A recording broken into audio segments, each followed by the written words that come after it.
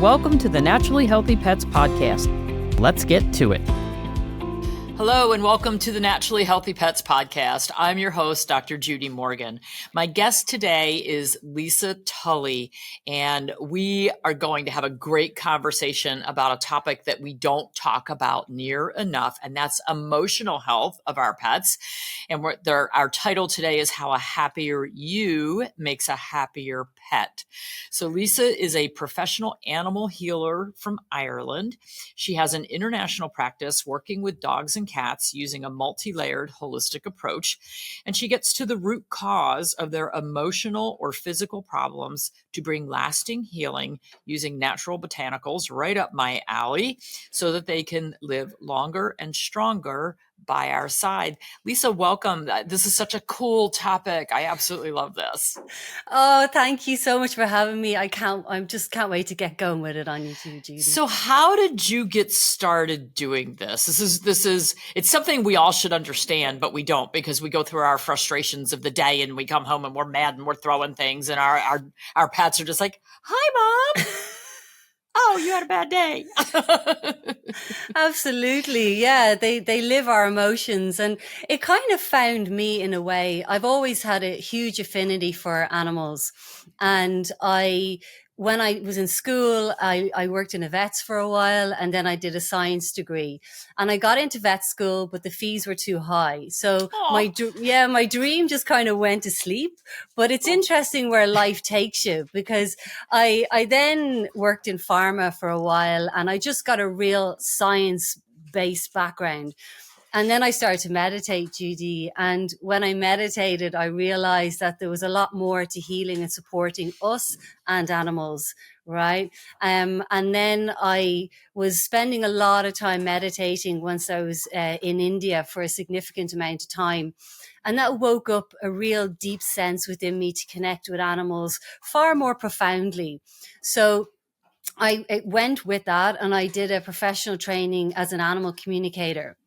And when I started to work as an animal communicator, that's when I started to notice that when the animal was stressed, the person was stressed in some form or another. So I knew I needed more tools. So then I trained in flower essences, and they're a beautiful way of kind of helping the human almost heal alongside the animal, literally as they're stroking the essences into their coat. It's very clever. It's so easy to do. But that wasn't enough. I then started to work and collaborate with holistic vets here in Ireland.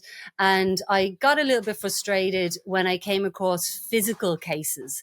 And I was always just passing them on to the homeopathic vets. And I just thought, Lisa, up your game. So what I did then was I trained in 5 elements Chinese medicine for animals. And then I trained in zoopharmacognosy, where they self-select their own remedies, right? And then it just all came together. That's awesome. Just this mishmash. So no matter what case comes in front of me, I'll have a go. That's very cool. It's just one of those things that I say it all the time. The more tools you have in your toolbox, the better results you're going to get. So that's amazing. Yeah. And I also use your food therapy recipes with a lot of my clients as well. Awesome. Yeah. Well, it does help. And I have done a lot of talks on changing behavior by changing what's in the bowl or on the platter or however you're feeding your pet. But it can make a huge difference if we rebalance them. So let's talk about human to animal mirroring. What is that?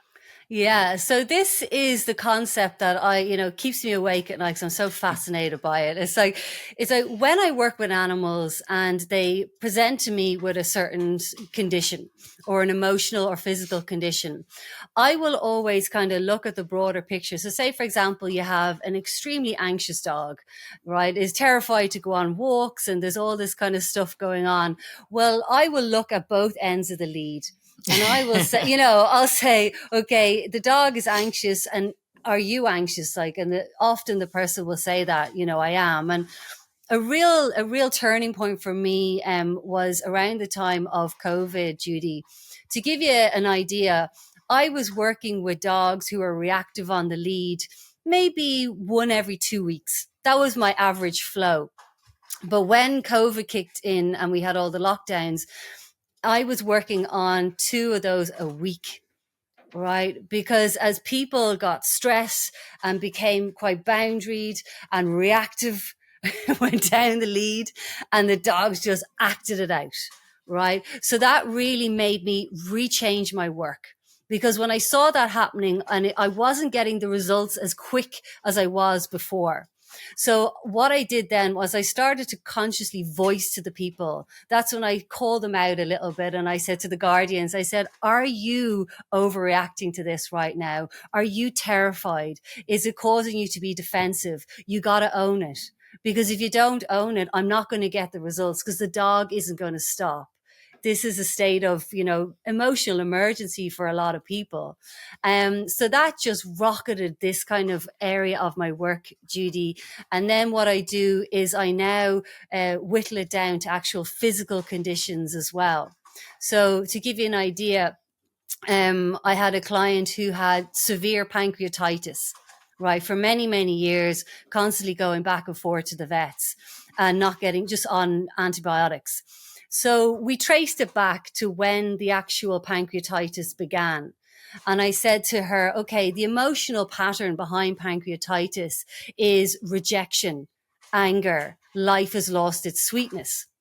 So I said to her, what happened around the time when your dog developed this chronic pancreatitis? I broke up with my partner. Right. We were living in the same house. We had to move out and the dog just locked into this pattern.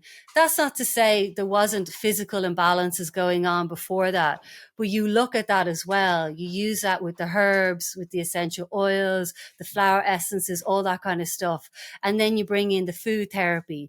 But then what happens is I've developed a process where the animals not only select their own botanicals, they'll select an essence mix for their person. I do this through dowsing, right? So when the animal selects the mix, it tells a story, right? It tells an emotional story. And I say to the person, this is what they selected for you. Does it resonate? And they're just like, yes. Very cool. So you come at it from both angles, right? You come at it from the top of the lead and the bottom of the lead. And that's when you can really pop cases, that haven't popped for ages. That's it awesome. Just can be, yeah. It's funny. I have 2 dogs who are 2 years old who are so reactive, and they were COVID babies. Here we go. So the one is, I got him when he was like 14 weeks old because he has hydrocephalus and he has, all these birth genetic problems. And so, who do you call when you have a special needs dog that you need to place? You call a veterinarian and say, you need the special needs dog. And we had moved onto our 23-acre farm and, we're kind of out by ourselves. Nobody comes to visit us and we don't go anywhere. And so that dog never left our farm and the backyard for a year and a half. And I decided to take him with us when we were going to buy a new truck. So we took him into town. He was great in the car. Get out when we're in town. He blew his mind. He was like, oh my gosh, traffic. He wanted to chase every truck, car. He's like trying to fly out of my arms. He wanted to bite every person he saw. And I was like, oh my gosh, I did this to you. Like he was so reactive. And then we put in a driveway alarm to let us know when deliveries and things are coming up our long driveway. Oh my gosh. That sent him through the roof. Oh, so this poor dog, I need to start him on some flower essence. He's great. He's an awesome dog until somebody comes to visit. Yeah. So awful. He just kind of needs a little bit of a reset, doesn't he? He needs a total reset. And then we bought him, or we adopted another dog. So we got our dog a dog. And they're best friends. So it was like the best thing we ever did because they're the same age. They're like 3 days apart and they wrestle all the time and they play. But he's now trained the second dog to be just as reactive. And I'm like, oh, No way. Yeah, No way. it's a little crazy. And I think I think I will try some flower essences. I'm going to give them to me too. Yeah. Do it, it makes so, and the thing is like when you stroke the flower essences into them, like they respond, like they're just like, oh, and people always say that to me. They love those essences. They get so excited. They do, know. actually. Yeah, they pick up on the vibrations. It's very, very cool. So yeah, I mean, if we're stressed and anxious or, busy flying around and not taking time to sit down and chillax once in a while, I definitely see the impact. And we were talking before we went on air that I did these stool sample tests on my cats. So I've got the 9 outdoor cats that are raw fed, living a normal cat life. They get to go hang out in their nice warm greenhouse or in their warm kitty cat houses plugged in the barn. And they're out doing cat life. And then my 2 indoor cats who don't want to go out, they're afraid of the new environment outside. Their stool sample inflammatory markers for stress are through the roof because they're not doing normal cat things. And our dogs think that they look like nice chew toys, frankly. So the poor cats, they spend all their life up high getting away from, thankfully I have small dogs, but the cats are always up high. We do have vertical spaces. And that's another thing that we don't look at the home environment, particularly for indoor cats. And I read some study that said that it was a ridiculous number, like 80 to 90% of indoor cats are highly stressed all the time. Oh, absolutely. And this is where I'll bring it back to the witches, right? The witches always had a cat. It's true. And there's a reason for that is like cats will move around your home and sleep in different places because their vibration of their purr transmits negative energy and stress in the home. Okay. It's literally a form of sound therapy, and it's why their bones heal much quicker than dogs. Okay. Because the vibration of their purr. So if you imagine an indoor cat, they're doing all this work. But I believe what needs to happen after they do that is they need to go outside and they need to literally lie on the earth and lie in the sun to reset their nervous system and to release this human stuff. And if an indoor cat chooses not to do it because your cats choose not to go outside, or they literally can't go outside, they can't decompress. And they get so stressed. I may throw them out on the patio for a little bit. We need to take a break to hear from our sponsor, and we're going to talk more about this. This is just a fascinating subject, so stay tuned. Does your pet need PEA? Dr. Judy is a huge fan because PEA is a naturally occurring fatty acid compound found in plants and animals that has natural anti-inflammatory, neuroprotective, and pain-killing properties. Much better than an NSAID, steroid, or opioid. Podcast listeners can take advantage of 15% off with the code PODCAST39. Get your Dr. Judy Morgan's PEA today at naturallyhealthypets.com. Are you ready to prepare complete and balanced meals at home for your dog with confidence? Let Dr. Judy take the guesswork out of home-prepared food in our Homemade Food for Dogs 101. Once you purchase this fun and easy-to-understand course, you will have permanent access and can rewatch it anytime. Take advantage of a 20% discount on this fabulous course where Dr. Judy helps you feel comfortable making safe and balanced meals for your dog using fresh, whole foods. Use code PODCAST39 when purchasing on drjudyu.com. Your dog will thank you. Welcome back. You're listening to Naturally Healthy Pets podcast. I'm your host, Dr. Judy Morgan, and my guest today, Lisa Tully, is a professional animal healer from Ireland. And we're talking about how our emotions and our pets' emotions are so intertwined. So what are things we can do to help our poor animals that we are just torturing with our lifestyles? With our stuff. Yeah. You know what? One thing that I get people to do is I get them to meditate with their animals. Oh, All cool. right. Yeah. So I have created a lot of meditation recordings that I would give to my clients, and it gives the opportunity for people to take a breath. They're guided meditations. So if you're not a serious meditator, you can do them.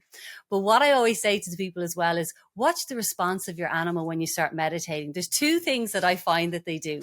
They'll either cuddle up beside you and go, "Oh, thank God," or sit on your lap, go, "Finally, she's got the message," or they run out of the room. They run out of the room like a bat out of hell, because you've got your metal element types that are just so boundaried, or your water elements, and they're just nervous and they're kind of, I can't be around this. I need my space. Right. And then you got the earths and the fires and the woods that this kind of curl up beside you and they're like, let's do this. So that's a really, really powerful way. And you can consciously bring them into the meditation with you as well. So cool. and then you see you're becoming a better, more relaxed person. And that's what they need. Absolutely. It's really interesting talking about how our animals not only take on our emotions, but I met a woman who became a friend who was, I don't think she, whether we call her a communicator or a medium, but she, could talk to figure out what was going on in our heads and figure out what was going on in our animals' heads. And so I had her on the phone. We were kind of talking about how what we were doing was impacting our animals. And at the time, we had a cat with lung cancer and a dog with lung cancer. The cat was 21 and the dog was 17. And she said, "Oh my gosh, your animals are taking on what is going on in your family, or with what they don't want going on in your family." So, of course, being a veterinarian, I own an x-ray machine. So what did I do? We all ran to the, to the clinic and took a chest x-ray. Thankfully, we were all fine. But my animals clearly were taking on something. Because it's really weird to have lung cancer. We had 10 animals in the house, but still to have 2 at the same time, a little weird. Absolutely. And one of the key emotions behind lung cancer would be grief. Interesting. Well, yeah, sure. Grief is the emotion with the metal element, which is lung. Well, that's kind of interesting. My mom and dad were living with us, and my dad had very advanced Parkinson's disease. So I think, there was a lot of this, the pre-grieving, sure, the anticipation. So that's very interesting. That's very cool. Yeah. And then also, if you go deeper into it, if you think of cancers, tumors and things like that would be long-standing hurts and resentments that haven't been resolved.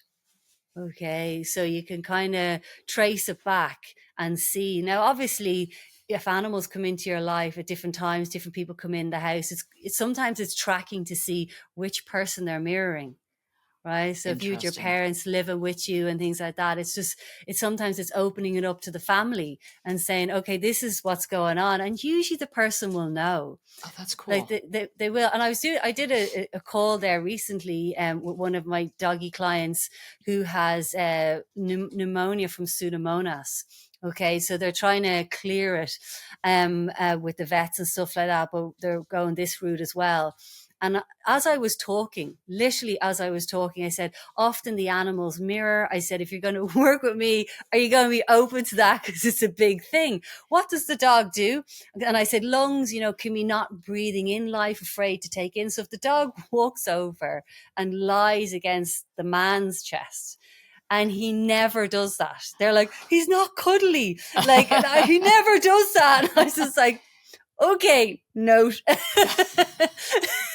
That's where it's coming from, Oh, so cool. Yeah. Very cool. Man, I need to dial you up and have a long session with a few of my animals. Yeah, that's it. We'll figure out what's going on. What's the message? They have a message. Yeah, for sure. In their conditions. I think I just need to follow my outdoor cats because they're just the happiest, well balanced, because they're doing what they're supposed to be doing. And, Yes. like so many of us aren't doing what we're supposed to be doing, or we get so bound up in. So I'm a wood personality. So my liver chi stagnation is Through the roof. really not cool. And my little reactive dogs, I'm sure, are feeding off that all the time. They're channeling your liver energy. What just came to mind there as well is like the two cats you have that are indoor. Right. We were just saying before that when you move from New Jersey to North Carolina, you move from a more suburban area to a more rural area. And for cats, that could be a big change, and they might want to go outside. And I've seen that with my cats as well. But it could also be about just being open to the concept of, okay, they are afraid to go outside. There's a lot of animals. There's a lot of smells. That definitely is a reality. But is there a humans in the house? You have a busy house. Is there someone or on some level afraid to try new territories, afraid to try new things, afraid to put themselves out there? You're a wood. You're probably not you. Oh, isn't it you? It's I'm a wood, but I'm moving into a more fearful stage of life. Water.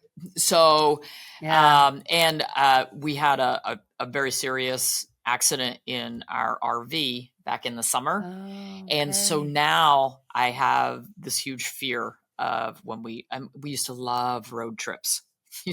And now I'm like white knuckle all the time. So I'm like, I'm happy to stay home. There you go. So I'm happy to stay home and snuggle with my reactive dogs. And with your indoor cats. Oh, they don't even come out to snuggle. They're hiding up top. They're okay. And neither of them. Well, one of them's snuggly. The other one, man, you can't even pet him. He's always been like that since he was a kitten. You get one pet, like he comes up, oh, pet me, and you give him one pet, and then he's like, okay. And he has always been that way. I don't know why. Okay. Born that way. Pretty much. These were shelter cat mamas that we used to do all the spay neuter for the shelter. And if the mama was full term pregnant when we spayed them, we were supposed to kill the kittens because they couldn't go back to the shelter. So of course, being who we are working in the vet clinic, we're like, we can't kill these full term kittens. So we would just take them home and bottle feed them. And so these are bottle babies, and the two older ones that are inside. And we have always found that when they don't grow up with mama and they're bottle babies, a lot of times they are emotionally not all there.